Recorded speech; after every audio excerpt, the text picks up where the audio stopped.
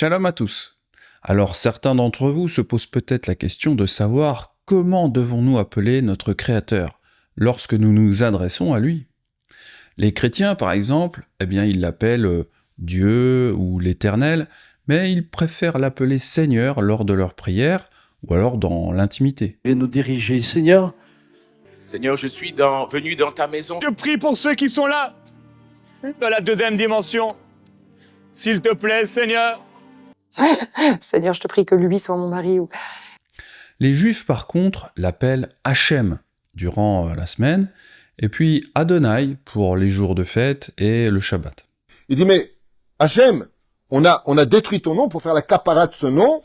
Maintenant, puisqu'Hachem, il a créé le monde en regardant dans la Torah, Les Nazaréens, quant à eux, ils l'appellent Yahweh, n'importe quel jour de l'année. Mais alors, pourquoi les Juifs et les chrétiens se refusent-ils à utiliser son nom ?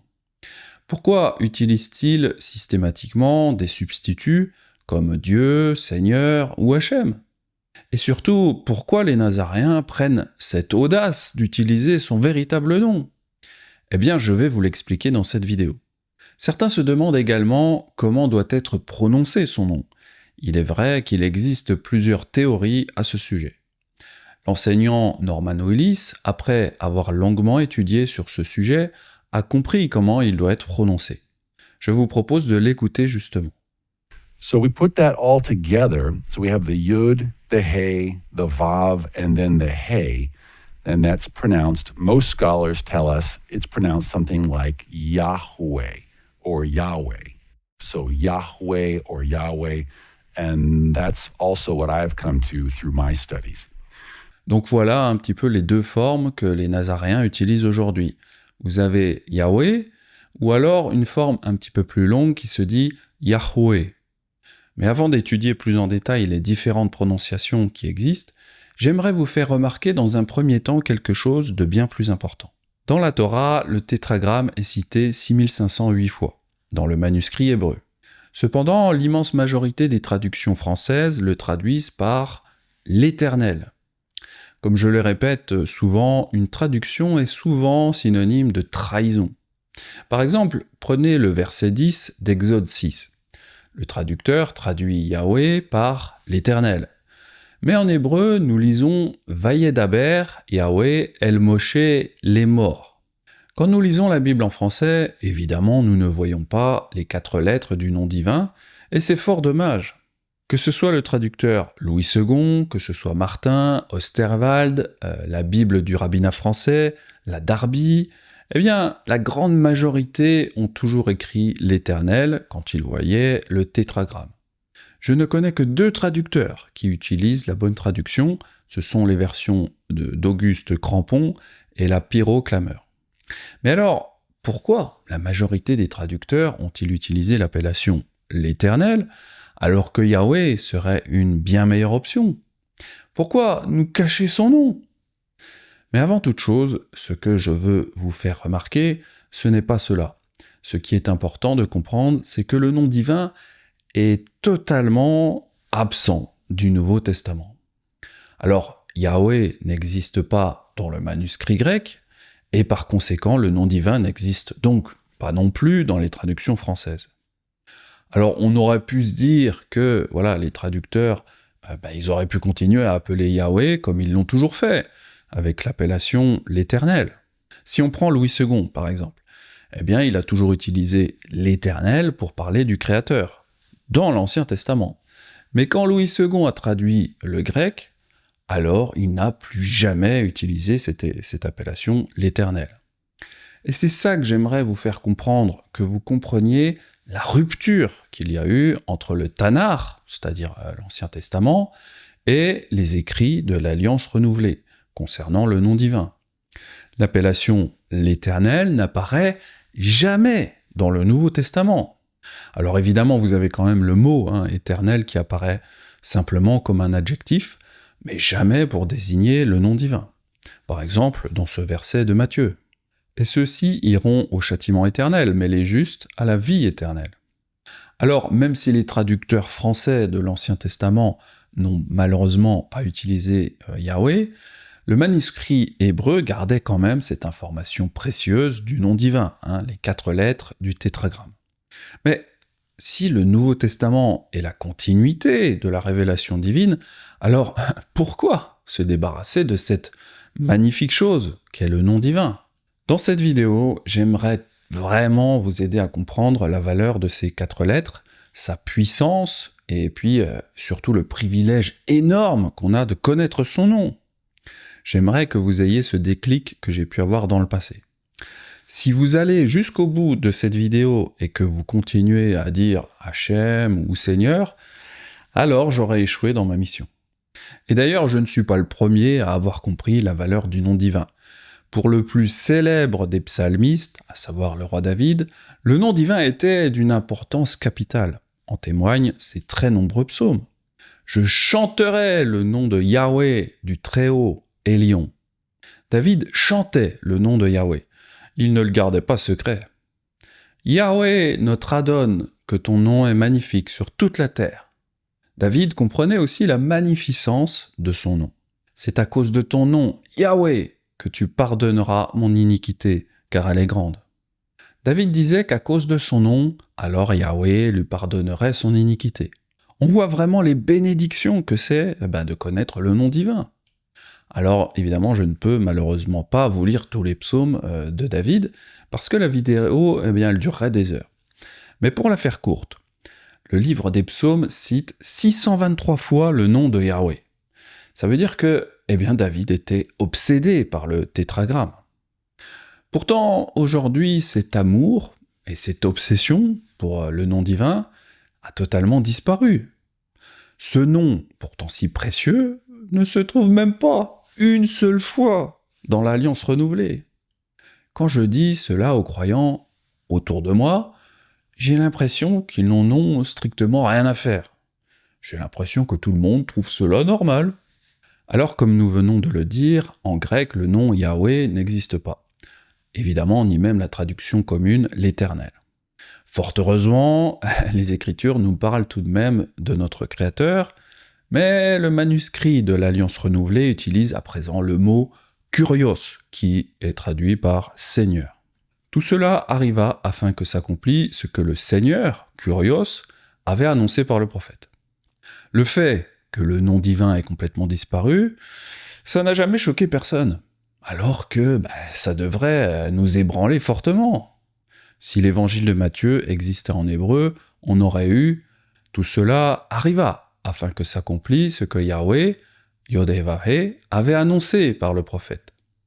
Nous les Nazaréens, nous pensons que les évangiles et les écrits de l'Alliance renouvelée ont d'abord été rédigés en hébreu ou en araméen. Et c'est ce que les chercheurs affirment également. Malheureusement, ces écrits n'existent plus. Seuls les manuscrits grecs ont été conservés. Pour la faire courte, pour résumer, le nom divin de Yahweh a été remplacé par Seigneur dans les évangiles. On pourrait donc dire que le christianisme a fait oublier le nom divin pour le remplacer par celui de Seigneur. J'aimerais maintenant vous montrer ce que le prophète Jérémie disait au chapitre 23. Jusqu'à quand ces prophètes veulent-ils prophétiser le mensonge, prophétiser la tromperie de leur cœur? Ils pensent faire oublier mon nom à mon peuple par les songes que chacun d'eux raconte à son prochain, comme leurs pères ont oublié mon nom pour Baal, Seigneur. Jérémie affirme que certains faux prophètes ont voulu faire oublier son nom à son peuple, et cet oubli serait pour le nom de Baal. Et si nous regardons le mot Baal, il est traduit par Seigneur. Avouez que cette prophétie est quand même assez troublante, car c'est précisément ce qui se passe pour tous ceux qui lisent la Bible aujourd'hui. Les gens ont véritablement oublié son nom pour celui de Seigneur. Vous pouvez aller dans n'importe quelle église aujourd'hui, vous entendrez par vous-même que je ne mens pas. C'est une réalité que nous ne pouvons pas ignorer. Et nous diriger, Seigneur.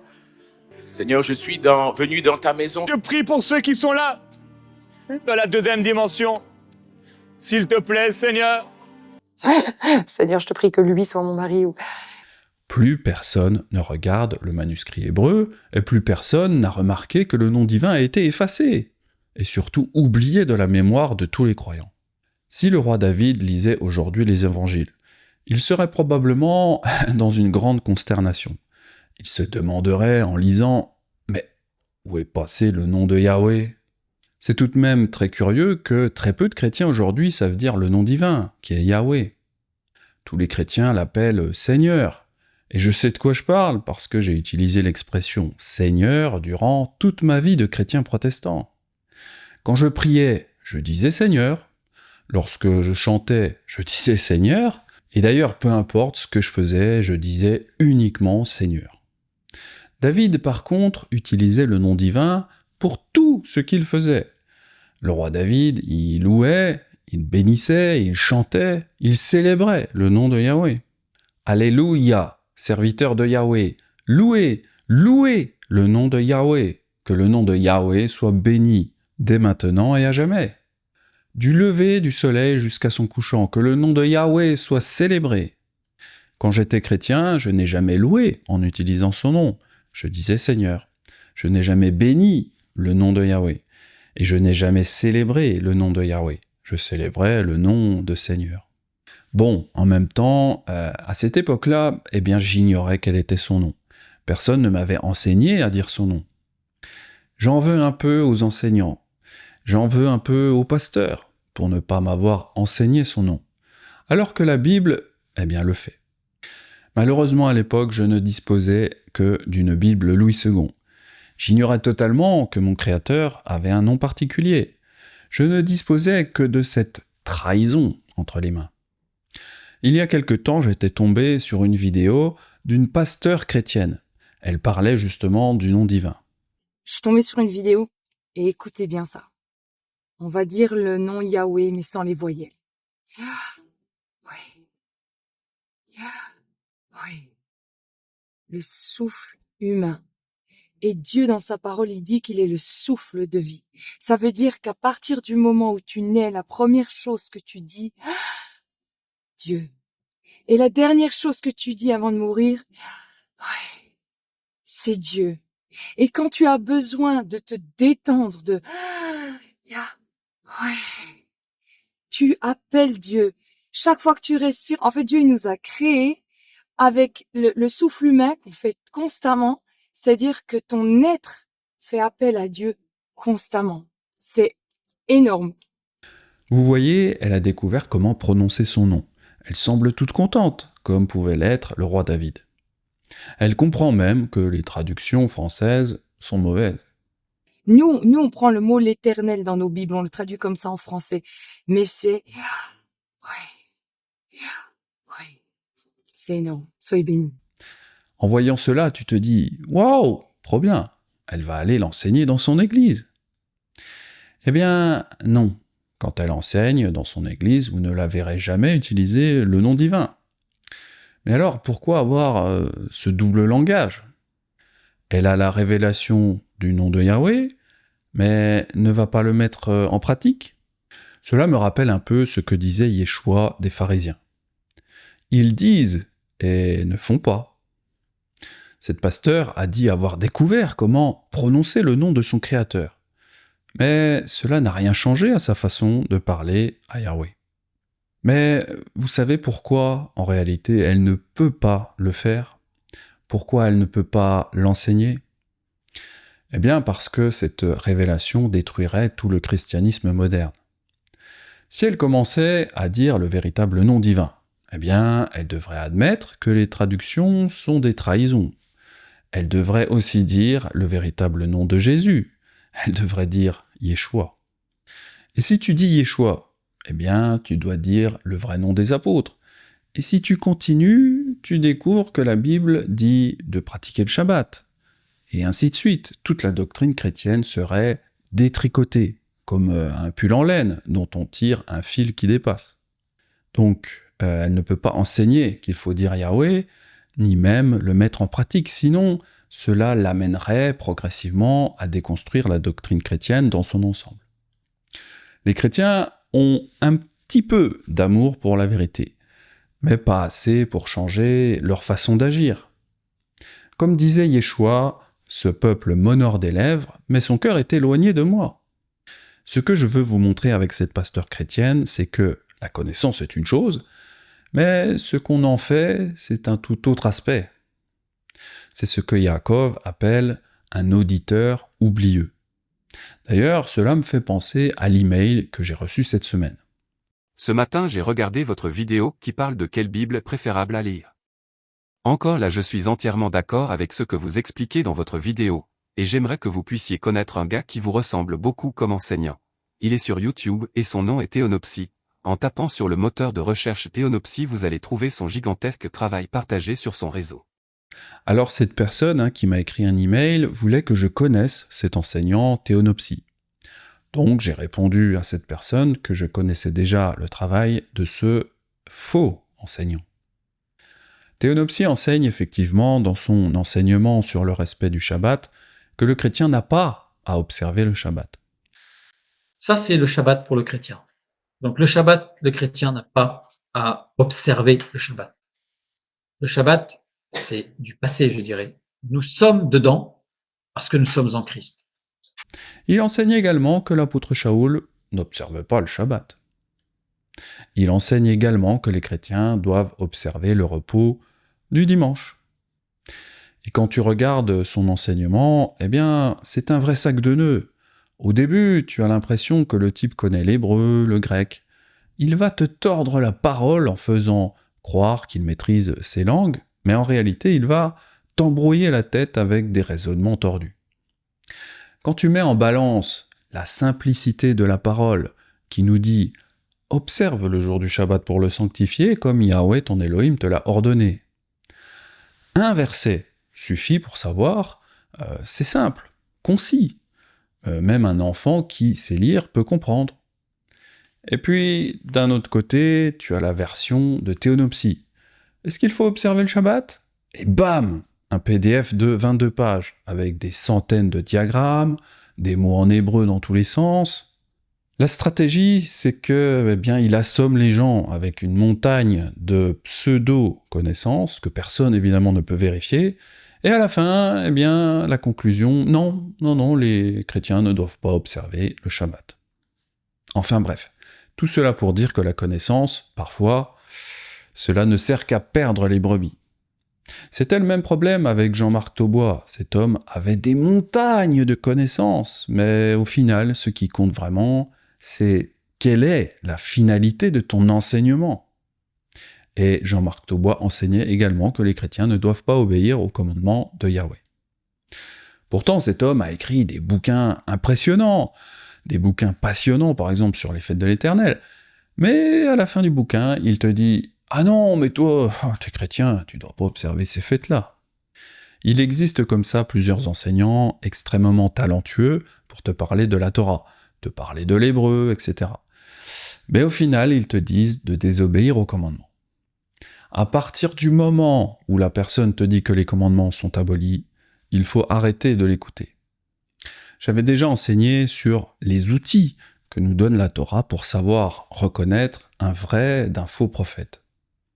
Donc je vous conseille d'aller voir l'enseignement, ne vous privez pas des outils que nous a donné Yahweh pour reconnaître un vrai d'un faux enseignant. Bon, désolé pour cet aparté, mais quand je reçois des emails, j'ai souvent envie de partager tout cela avec vous.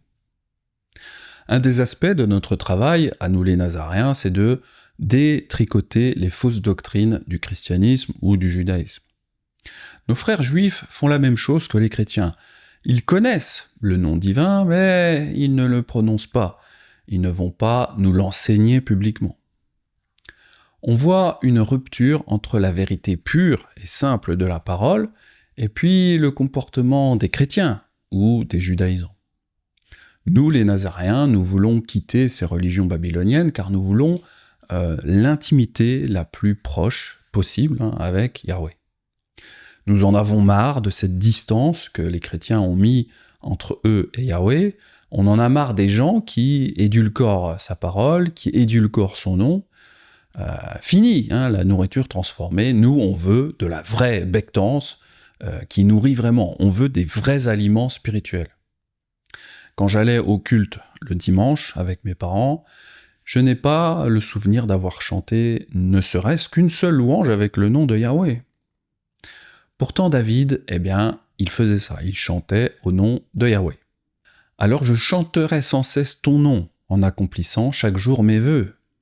David semble même dire que ceux qui ne connaissent pas Yahweh ne connaissent pas non plus son nom. Répands ta fureur sur les nations qui ne te connaissent pas et sur les royaumes qui n'invoquent pas ton nom. Comme nous l'avons vu, ni les chrétiens ni les juifs n'invoquent le nom de Yahweh, même si les dirigeants le connaissent pour la plupart.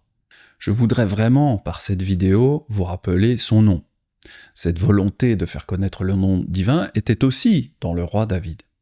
Je rappellerai ton nom dans tous les âges. Aussi les peuples te loueront éternellement et à jamais. Mais alors, pourquoi les rabbins ou les pasteurs n'imitent pas David ? Pourquoi garde-t-il son nom secrètement ? David voulait dire son nom à tous les peuples. Ce n'était pas réservé aux élites juives ou chrétiennes. David utilisait le nom de Yahweh pour une multitude d'actions différentes. Je publierai ton nom parmi mes frères. Avec ton nom, nous écrasons nos adversaires. Et je veux espérer en ton nom, parce qu'il est favorable. Ô Elohim, sauve-moi par ton nom. J'élèverai mes mains en ton nom. Ce que je veux vous montrer ici, c'est que le nom divin est intimement lié au culte.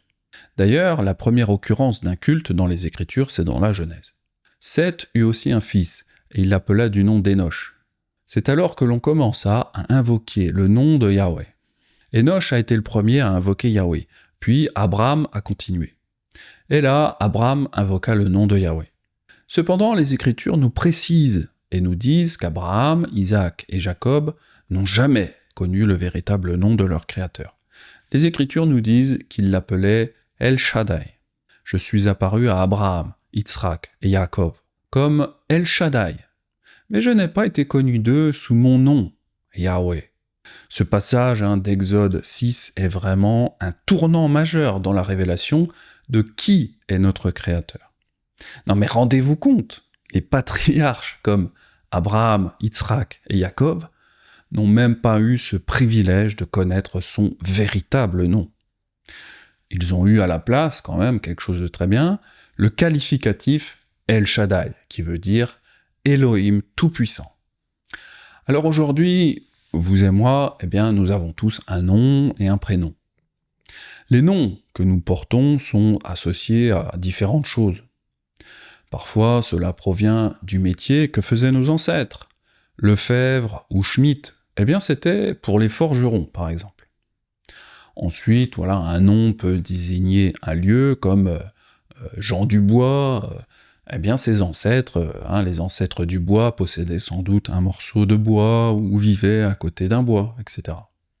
Une autre forme de nom, c'est pour parler d'une caractéristique physique ou comportementale, comme le nom Guérin, qui signifie protecteur. Mais ce que je voulais vous faire comprendre à travers toutes ces idées, c'est que, voilà, d'une certaine façon, attention, je ne dis pas que c'est exactement pareil, mais d'une certaine façon, Yahweh a aussi un prénom et un nom, en quelque sorte. Pour résumer, un nom de famille, c'est pour les gens avec qui on ne partage pas tout. Mais le prénom, c'est quelque chose de plus intime que l'on partage surtout avec les gens proches. El Shaddai, par exemple, c'est en quelque sorte un nom de famille, ou plutôt un qualificatif. Mais Yahweh, le tétragramme, serait plutôt comme son prénom, qu'il nous a révélé plus tard. Encore une fois, la similitude n'est pas parfaite, car les noms et les prénoms, c'est quelque chose qui est arrivé plus tard dans l'histoire de l'humanité. Mais c'est pour essayer de vous faire comprendre l'importance, l'intimité du nom de Yahweh. C'est comme un prénom. Alors certains d'entre vous ont déjà vu mon enseignement sur la prononciation du nom divin que j'ai fait il y a plus d'1 an. Mais je continue de recevoir des messages avec des personnes qui n'utilisent pas le nom divin. Beaucoup utilisent encore le terme Seigneur ou le terme Hachem. Si quelqu'un me contacte en utilisant El Shaddai, je me dirais, ok, ça passe encore, mais Hachem, ce n'est même pas un qualificatif divin, ça veut juste dire le nom. Donc, en termes d'intimité, c'est très froid. Alors on peut tout à fait comprendre pourquoi les croyants disent Hachem, c'est à cause des mouvements messianiques ou rabbiniques. À la base, ce sont les rabbins qui utilisent l'expression Hachem. Mais vous savez, Yeshua nous a déjà avertis de ne pas suivre leurs enseignements, car ce sont des ordonnances humaines et non divines. Mais comment on a pu en arriver là? Comment on a pu passer de David, qui nous parle sans arrêt de Yahweh, et nous explique en long, en large, en travers la puissance et la beauté du nom divin, pour en arriver à aujourd'hui, en 2025, avec Hachem, qui veut dire le nom, c'est d'une froideur implacable. On est passé d'une grande intimité avec notre Créateur à une froideur glaciale, avec les appellations qu'on trouve aujourd'hui. On est passé de Yahweh à Hachem, Dieu ou Seigneur. Mais justement, les enseignants qui utilisent Hachem ou Seigneur, cela devrait nous mettre la puce à l'oreille. Pourquoi ceux que vous écoutez ou regardez ont une si grande froideur avec leur Créateur? Pourquoi cette distance? Pourquoi ce rejet de l'intimité qu'avait David avec Yahweh? Et j'aimerais aussi vous faire agir. Pourquoi vous, qui me regardez, pourquoi vous continuez à écouter des enseignants qui sont loin de lui? C'est pour cela que je vous refais une vidéo sur ce sujet, car j'ai l'impression que j'ai échoué dans ma mission de vous reconnecter avec Yahweh, de vous mettre dans le zèle de l'amour de son nom. J'ai échoué dans ma tâche de vous donner une intimité particulière avec lui, cette tâche qu'avait David avec tous ses psaumes. D'ailleurs, qui mieux que David peut nous mettre en relation avec Yahweh? C'est lui le meilleur adorateur. Yahweh nous dit que David était un homme selon son cœur. J'ai trouvé David, fils d'Isaïe, homme selon mon cœur. Mais vous savez, même Aaron avait cette tâche de mettre le nom de Yahweh sur le peuple d'Élohim. Lisons justement la bénédiction aaronique, le grand prêtre de Yahweh. Yahweh parla à Moshe et dit, parla à Aaron et à ses fils, et dit, vous bénirez ainsi les enfants d'Israël. Vous leur direz, que Yahweh te bénisse et qu'il te garde, que Yahweh fasse luire sa face sur toi et qu'il t'accorde sa grâce, que Yahweh tourne sa face vers toi et qu'il te donne la paix. C'est ainsi qu'ils mettront mon nom sur les enfants d'Israël, et je les bénirai. Parfois, j'ai l'impression que les juifs rabbiniques ou les chrétiens comprennent les Écritures au premier degré. Les rabbins mettent en effet mon nom sur les enfants d'Israël, car Hachem, cela veut dire le nom. On pourrait croire qu'ils ont compris le verset 27 au premier degré. C'est ainsi qu'ils mettront mon nom, Hachem, sur les enfants d'Israël, et je les bénirai. Vous savez, c'est un peu comme ces blagues potaches qu'on retrouve sur Internet. Un serveur va vers ses clients et leur demande « Vous avez choisi? Dites-moi » Et le client répond par « Moi ». Pareil pour les chrétiens, Yeshua leur dit de baptiser au nom du Père, du Fils et du Saint-Esprit, et qu'est-ce qu'ils font? Ils répètent la formule au nom du Père, du Fils et du Saint-Esprit, alors que le livre des Actes nous montre que les apôtres baptisaient au nom de Yeshua. Les apôtres n'ont pas baptisé en utilisant la formule trinitaire au premier degré. Ils ont, au contraire, réellement utilisé le nom de Yeshua. J'ai d'ailleurs encore eu cette semaine un email d'une catholique qui a été baptisée avec les fameuses 3 aspersions, et évidemment par la formule trinitaire. Elle me demandait si son baptême catholique restait valide. Alors je ne vais pas ici refaire mon enseignement sur le baptême au nom de Yeshua, il est toujours en ligne, mais pour résumer, on doit baptiser en utilisant le nom de Yeshua. De plus, un baptême dans les Écritures, ce n'était pas avec quelques aspersions d'eau, comme ils le font. Non, les Écritures nous parlent d'une immersion. Le mot grec du baptême vient de la racine bapto. Et cela veut dire plonger, tremper, immerger, plonger dans la mort, teindre, colorer.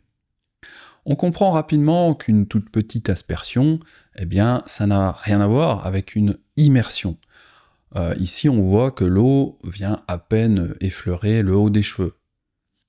Je me dis que peut-être cela est un symbole du degré d'engagement avec lequel les chrétiens cherchent à suivre Yeshua. D'ailleurs, l'utilisation du mot baptême n'est pas sérieuse. Il s'agit plutôt d'un éclaboussement ou d'un humectage. Si on commence à changer la définition des mots, on n'a pas fini de faire tout et n'importe quoi. Un baptême doit être une immersion complète dans une eau, si possible, naturelle. Une rivière, un fleuve, l'océan, la mer, un étang ou un lac. Alors évidemment, les Russes semblent être ceux avec le plus de zèle sur cette planète pour entrer dans les eaux du baptême. Même en plein hiver. Bon, fin de l'aparté sur les dérives des baptêmes catholiques. Les croyants chrétiens ou juifs sont vraiment trop dans le premier degré.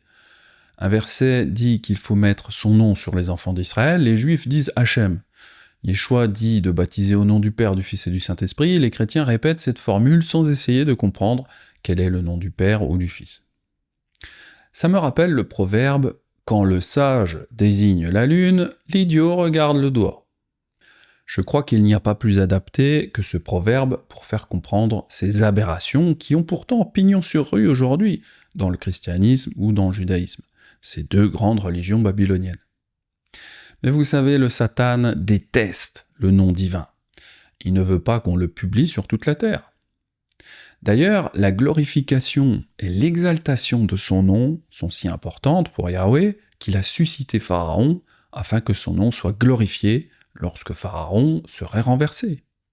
Mais je t'ai laissé subsister afin que tu vois ma puissance et que l'on publie mon nom par toute la terre. C'est exactement ce qui s'est passé. Plus de 3000 ans après que Yahweh a renversé Pharaon, le monde entend encore parler de ce qui s'est passé dans des films comme les 10 commandements et le prince d'Égypte. Donc encore une fois, si le nom de Yahweh est si important pour lui, qu'il suscite même de grands rois et s'amuse à les renverser ensuite juste pour que son nom soit glorifié, alors nous devrions savoir quel est son nom, mais aussi faire attention à l'appeler par ce nom. D'ailleurs, comme nous l'avons vu dans Exode 6, Yahweh a été la véritable révélation de son nom du temps de Moshe. Avant cela, ce nom divin était caché. Je suis apparu à Abraham, Yitzhak et Yaakov comme El Shaddai. Je n'ai pas été connu d'eux sous mon nom, Yahweh. Maintenant, une chose importante à dire ici. Même si le nom El Shaddai peut sembler être une bonne chose, Yahweh a informé Moshe qu'il désirait être appelé Yahweh, et ce, de façon permanente. Elohim dit encore à Moshe, « Tu parleras ainsi aux enfants d'Israël. Yahweh, l'Elohim de vos pères, l'Elohim d'Abraham, l'Elohim d'Yitzhak, l'Elohim de Yaakov, m'envoie vers vous. Voilà mon nom pour l'éternité, voilà mon nom de génération en génération. » En disant cela, El Shaddai nous informe que le nom de Yahweh est sa préférence éternelle. C'est ce nom-là qu'il veut que nous utilisions pour toujours dans toutes nos générations. Mais alors, pourquoi lui désobéir?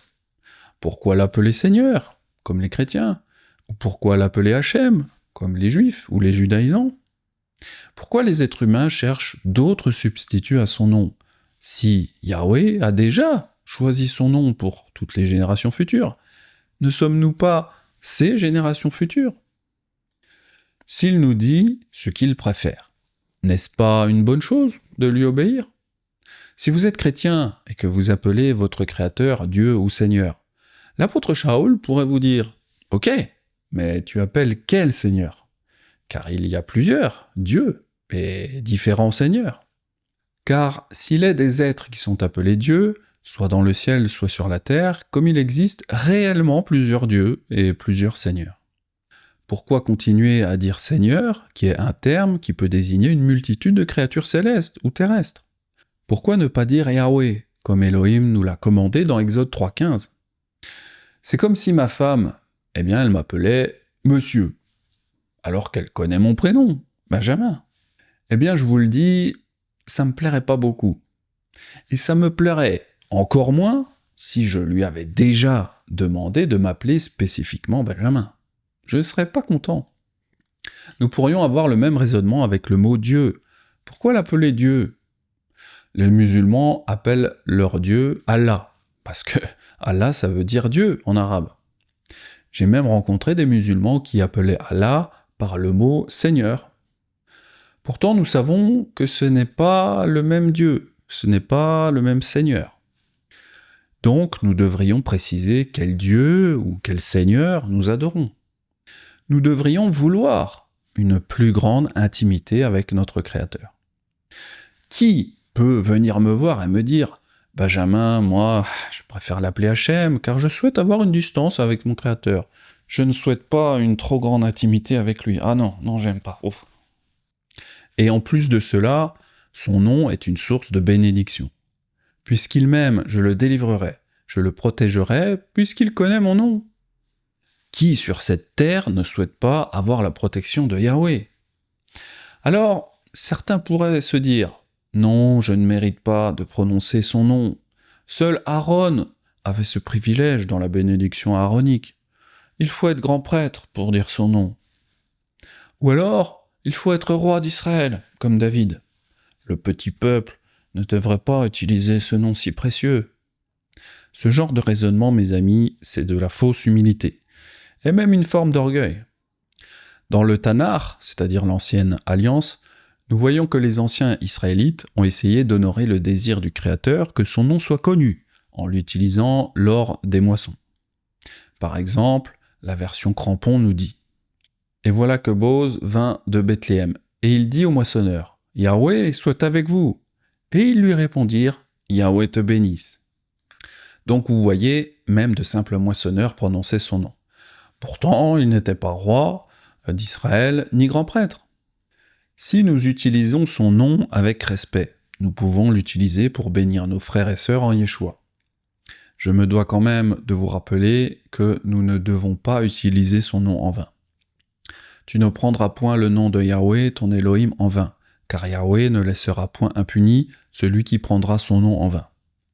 Son nom ne doit être prononcé en aucune manière au service du mal, la vanité par exemple, ni sous la forme de parjure, ni sous celle de formules magiques. Il ne doit même pas être fait de ce nom un usage léger et frivole. En effet, la plupart des non-croyants que je connais jurent au moins une fois par jour avec un nom divin, même s'ils ne connaissent pas la véritable prononciation. C'est un bon exemple pour comprendre ce que c'est de parler en vain de son nom. Ceci étant dit, nous pouvons maintenant aborder la multitude de prononciations différentes. Il y en a beaucoup. Comme je l'ai déjà dit, les Nazaréens disent Yahweh ou alors Yahweh. D'autres croyants en Yeshua le prononcent différemment. Ils prennent la troisième lettre, la lettre Vav, et la prononcent comme un son V. Donc au lieu d'utiliser le son W, elles obtiennent Yahvé. Il existe une autre prononciation populaire que Norman Willis trouvait intéressante à une époque. There's another popular pronunciation out there that I used to think was interesting or good. I no longer do, for reasons I'll explain in a moment. Some people notice that the name of the tribe of Judah is Yehuda in Hebrew. And if we take out the dalet, or the D sound, we end up with the same spelling in Hebrew for the Creator's divine name. So they'll take the name of Yehuda, and then they'll drop the dalet sound, and then they'll end up with something like Yahweh or Yehweh. So they take the Yod, Hey, Vav, drop the dalet, end up with the Hey, and then they end up with Yahweh or Yehuah or however it comes. I used to think that was a good approach, but what I've since I've learned more Hebrew over time, is that in English, we work the mouth a lot. The mouth, it's like we're always biting. The mouth is moving up and down a lot. And they don't do that in Hebrew. In Hebrew, the mouth, 2/3 of the pronunciation is the back of the throat. It's a much more guttural sounding language. So they don't work the mouth nearly as much. So when I say Yahuwah or Yahweh, it doesn't have the same Yahweh. Yahweh. You don't need to work the mouth as much. Donc voilà pour cette prononciation. Norman pense que cela ne correspond pas à la façon de parler des anciens hébreux, car il y a trop de mouvements de la bouche, alors que l'hébreu est plus une langue gutturale qui se prononce davantage avec l'arrière de la gorge. Ensuite, nous avons la prononciation très connue qui est Jéhovah, tristement célèbre à cause des fameux témoins de Jéhovah. Cependant, cela ne peut pas être correct, car il n'y a jamais eu de lettre J ni de son J en hébreu. D'ailleurs, je me rappelle, il y a quelques mois, ma femme avait ouvert la porte à des témoins de Jéhovah, justement. Je vais l'interroger sur cette expérience qu'elle a eue. Alors, il y a quelques semaines, des témoins de Jéhovah ont sonné à la maison, et donc toi, tu leur as ouvert, et bah voilà, ils ont voulu te convertir, on va dire. Mhm. Et un des sujets que vous avez échangé, c'était sur Jéhovah. En fait, qu'est-ce que tu leur as dit par rapport à ça?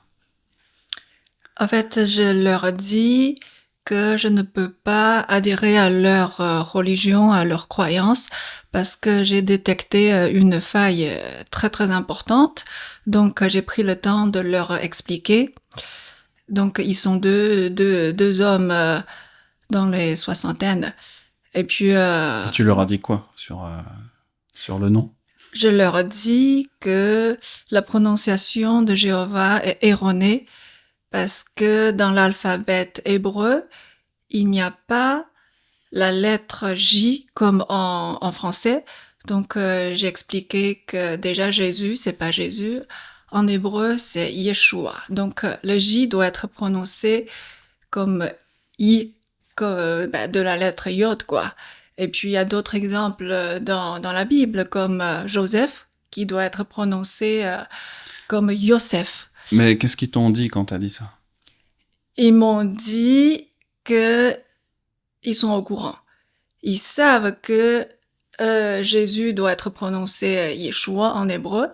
Donc, je leur ai dit, pourquoi vous n'utilisez pas la vraie prononciation? Donc, ils sont parfaitement au courant, en fait. Ils sont au courant. C'est une erreur. Ils sont au courant, mais ils m'ont dit qu'ils ont adapté ces noms à la sauce de la langue française pour évangéliser plus facilement. Et moi, j'étais pas d'accord parce que pour moi, il faut toujours rester dans la vérité. En plus, ils savent ce qu'il y a la vérité.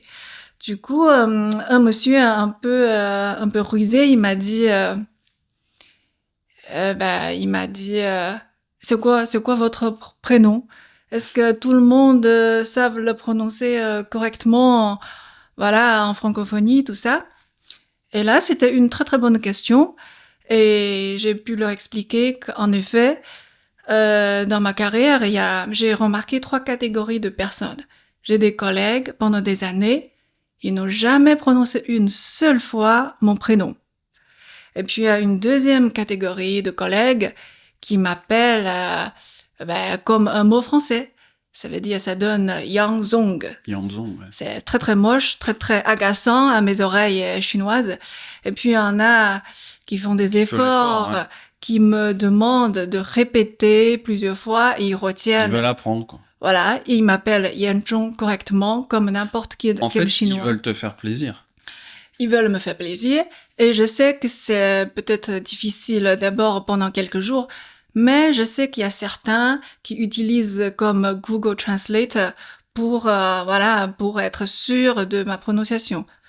Donc là, je sens vraiment le respect, l'amitié envers moi, et bien sûr... Et l'intimité. Tout à fait, et vous pouvez deviner facilement avec quel groupe de personnes je me sens plus proche.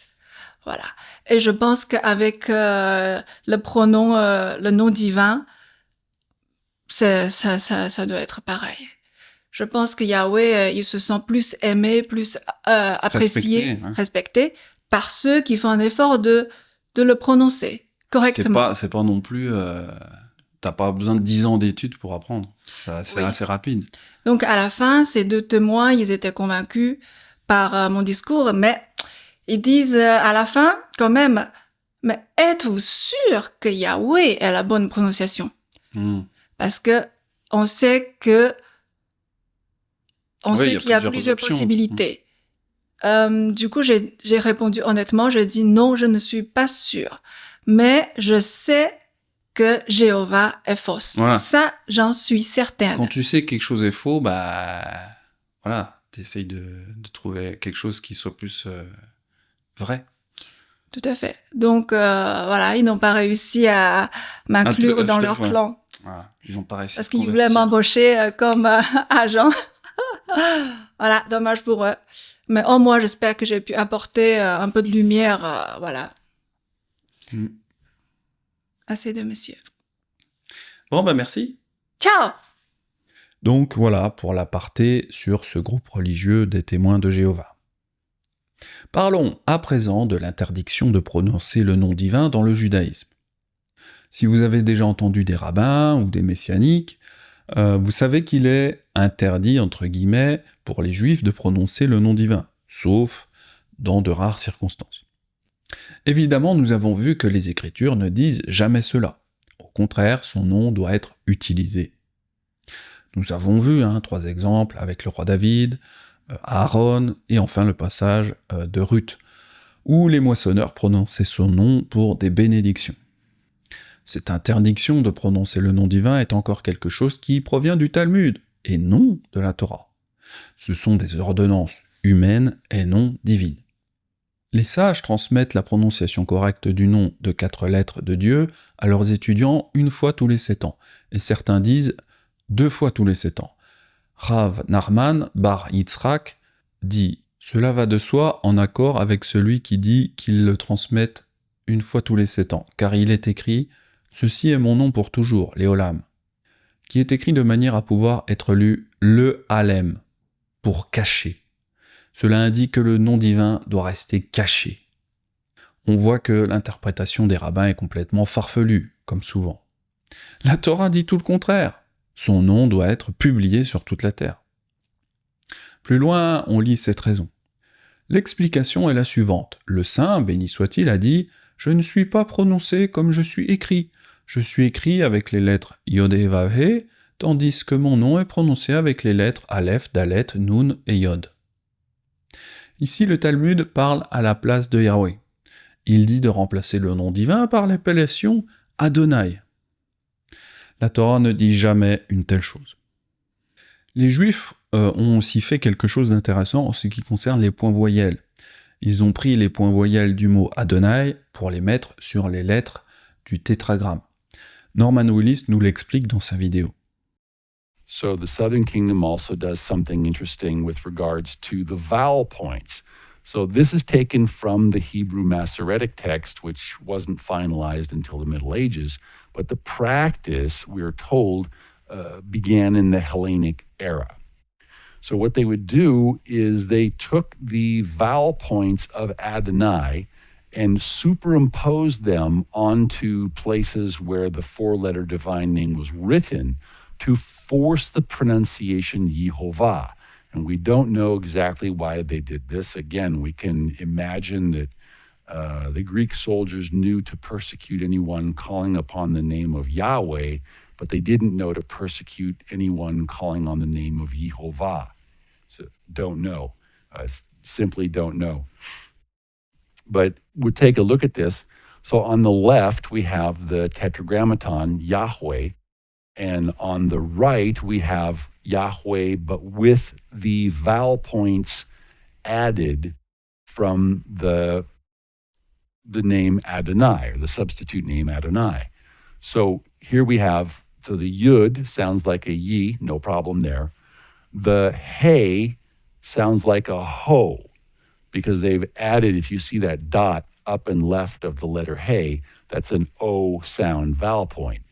Then the third letter, they've taken the Vav as a V, and then they've added a vowel point A below it, and taken all together, it forces the name, it forces the pronunciation Yehovah. And one of the main problems with this is that there are no vowel points in the most ancient documents. So the first time we run into vowel points is in the Hebrew Masoretic text, which was standardized or finalized in the Middle Ages between about 700 and 1000 CE. So one of the things that we see, there's no vowel points in the Dead Sea Scrolls, for instance. So essentially, and there's a lot that can be said about the vowel points. I'm not saying they don't serve a purpose. I'm not saying they're not helpful. But what I am saying is, when we add vowel points to the divine name to alter the pronunciation, to alter the appellation, to alter the sound of the name, we're back into Deuteronomy 4 in verse 2 territory where it says not to add anything and not to take anything away. Donc voilà pour le sujet des points voyelles, elles ne permettent pas de savoir réellement comment nous devons prononcer son nom. Mais pour résumer, on retrouve ici la même attitude que les chrétiens, car Adonai peut aussi être traduit par Seigneur. Disons que Adonai est la version hébraïque de Seigneur. Dans la Torah, Adonai est un qualificatif de Yahweh, mais plus tard c'est devenu un substitut pour remplacer Yahweh. C'est important que vous compreniez cette nuance entre qualificatif, qui est bien, et substitut, ça c'est pas bien. On peut tout à fait qualifier Yahweh en disant qu'il est El Shaddai par exemple, mais El Shaddai ne doit pas devenir un substitut pour faire disparaître le nom divin de Yahweh. C'est souvent cela que les gens ne comprennent pas. Les Juifs s'autorisent très rarement à prononcer le nom divin, une fois tous les 7 ans pour leurs étudiants, et ils le prononçaient aussi dans le temple quand il était encore en fonction. D'après le traité du Talmud Sota 38a, la bénédiction aaronique ne pouvait être récitée que dans le temple. C'était à ce moment-là que le nom divin était prononcé. Cependant, certains rabbins se demandaient quand même s'ils pouvaient remplacer Yahweh par Adonai pour dire la bénédiction aaronique. Ils avaient toujours cette volonté de substitution. Aujourd'hui encore, les Juifs utilisent le terme Adonai uniquement le jour de Shabbat et pour les fêtes. Mais la semaine, ils doivent utiliser le terme Hachem. En effet, Adonai est devenu trop saint et ils ont dû trouver un nom encore plus neutre. On nage en plein délire quand on y réfléchit. Donc voilà, pour conclure cette étude, nous avons vu que les Juifs, comme les chrétiens, ont tous fait en sorte de ne plus prononcer le nom divin. Ils utilisent des termes plus distants et froids. J'espère néanmoins vous avoir fait changer d'avis avec cette vidéo et que vous prononcerez le nom de Yahweh. Et je voudrais ajouter un ultime argument, celui de la fin des temps. Voici un verset de Yoël qui parle des temps qui ne sont pas encore venus. Alors quiconque invoquera le nom de Yahweh sera sauvé. Le salut sera sur la montagne de Sion et à Yerushalayim. Comme a dit Yahweh, et parmi les réchappés que Yahweh appellera. Nous voyons l'importance d'invoquer son nom pour faire partie des réchappés dans les temps de la fin, pour notre salut. Donc, au lieu de cacher le nom divin, comme l'ont fait les Juifs rabbiniques ou les chrétiens, nous devrions le publier sur toute la terre comme la parole l'a déclaré à Pharaon. Car l'Écriture dit à Pharaon, « Je t'ai suscité à dessein pour montrer en toi ma puissance, afin que mon nom soit publié sur toute la terre. » Alléluia et gloire à Yahweh, et gloire à son nom. Alors pour cette étude, je me suis inspiré des travaux de Nazarene Israël. Quant à moi, je vous dis à très très vite pour de futurs enseignements nazaréens, si Yahweh me le permet. C'était Benjamin, shalom à tous.